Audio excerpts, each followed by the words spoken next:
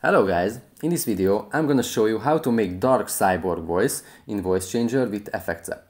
But first I just want to mention, do not forget to subscribe to my channel because at 100,000 subscribers I'm gonna show you my whole YouTube revenue statistics and growth strategy and how to make money online. Now let's jump into it. First of all, let's open the map. As we can see, here we have a lot of options, but first we need to record something.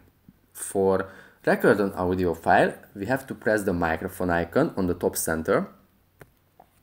For example, let's say, hello guys, I will show you how to change your voice with this app.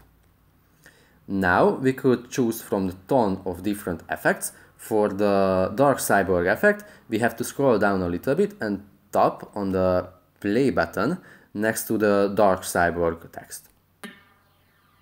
Hello guys, I will show you how to change your voice with this app. That's pretty much it for this video guys, see you in the next one, bye!